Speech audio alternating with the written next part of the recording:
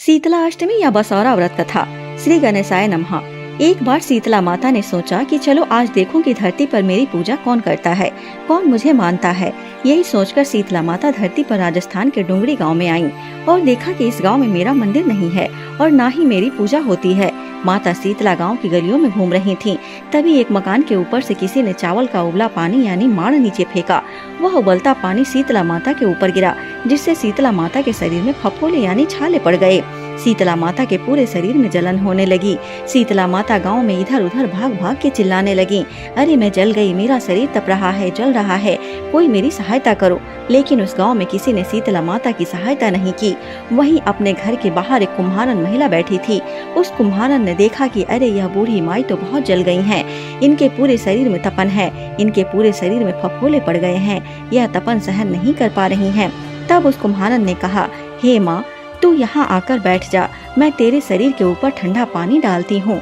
कुम्हारन ने उस बूढ़ी माई पर खूब ठंडा पानी डाला और बोली, हे माँ, मेरे घर में रात की बनी हुई राबड़ी रखी है, थोड़ा दही भी है, तू दही राबड़ी खा ले। जब बूढ़ी माई ने ठंडी ज्वार के आटे की राबड़ी और दही खाया तो उनके शरीर को ठंडक मिली। तब उस कुम्हारन ने कहा, आ माँ, बैठ जा, तेरे सिर के बाल बहुत बिखरे हैं, ला मैं तेरी चोटी गूंथ देती हूँ। और कुम्हारन माई की चोटी गूंथने हेतु कंघी बालों में करती रही। अचानक कुम्हारन की नजर उस बूढ़ी माई के सिर के पीछे पड़ी तो कुम्हारन ने देखा कि एक आंख बालों के अंदर छुपी है। यह देखकर वह कुम्हारन डर के मारे घबरा कर भागने लगी।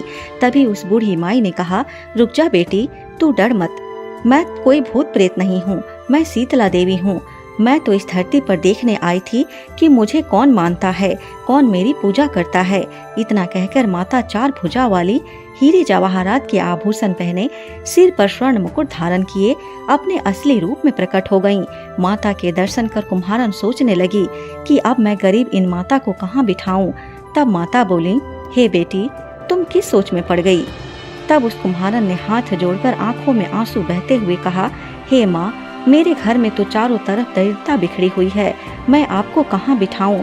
मेरे घर में ना तो चौकी है, ना बैठने का आसन ही। तब शीतला माता प्रसन्न होकर उस कुम्हारन के घर पर खड़े हुए गधे पर बैठकर एक हाथ में झाड़ू, दूसरे हाथ में डलिया लेकर उस कुम्हारन के घर की दरिद्रता को झाड़कर डलिया में भरकर फेंक दिया और उस कुम्हारन से कहा, हे बेटी, मैं तेरी सच्ची भक्ति से प्रसन्न हूँ, अब तुझे जो भी चाहिए मुझसे वरदान मांग लो।